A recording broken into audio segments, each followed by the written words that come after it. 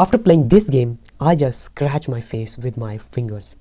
Don't worry, I don't have a nails like women's, so I'm okay. So I start with coin spawn because I'm a very big fan of London system. But he offered me a pawn and there was no fucking way that I can deny it because I thought it's free and took it. He developed his knight at c6, attacking my pawn. I just protected it with my knight. Then he bring his queen out and there's 100% chance that he is trying to checkmate me in future. So I just thought that he is attacking my pawn 2 times, so I have to defend it 2 times. Boom. I defended it with my bishop. Then he gave a check. I have actually fallen for hundreds of the times for this trap, in which like when they just give me a check with my queen, I just push my pawns. And forgetting that the queen was staring at my bishop who was vulnerable. Nobody was protecting that. So boom, I lost my bishop. But no, not this time.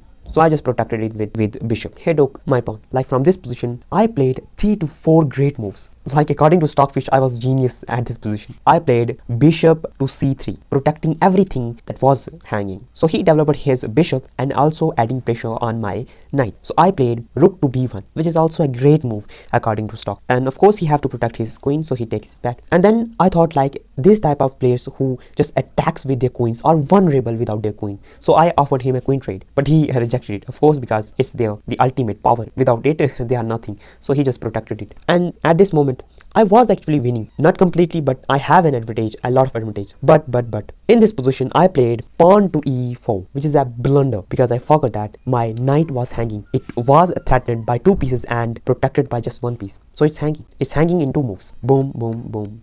And I lost my knight. So again I offered him another queen trade and of course he rejected it and also attacked my pawn. So I protected it with my rook. I don't know it's a good move or bad. I just protected it with my rook. Then he just pushed his pawn. I think the intention behind this was creating a space for his bishop so he can enter in the game. But because his pawn was staring in front of my pawn, so I took it back.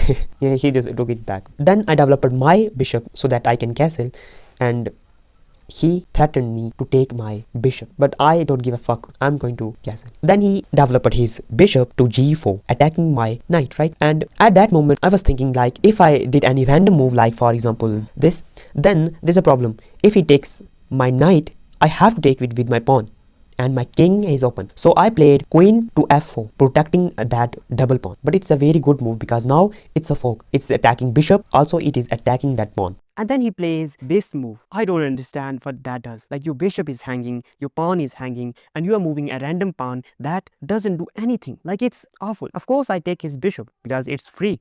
He was like, you took my bishop, I will take it back. And instead of taking that knight, I have a better plan for this. Boom. Now his rook is trapped. There's no way that his rook can survive from this. So he just castled. Of course, I took his rook back. At this moment, like I was completely winning. There's no fucking way that I can lose from this position. But this is a game between 500 elos.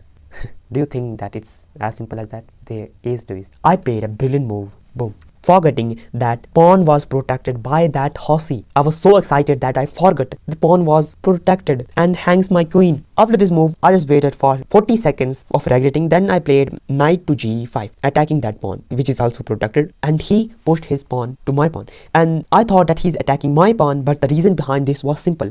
He was creating a way of checkmate. I took it and he moves his queen to d6. He was attacking my king diagonally so that he can checkmate me. But I thought that he's threatening my pawn, so I just protected it with my another pawn. And then he pushed his knight to g4, adding more pressure to my king. But I was like, I don't see any checkmate threats. So I have to play some move that are so good that everybody calls me a grandmaster, and plays knight takes f7. Boom, boom, boom.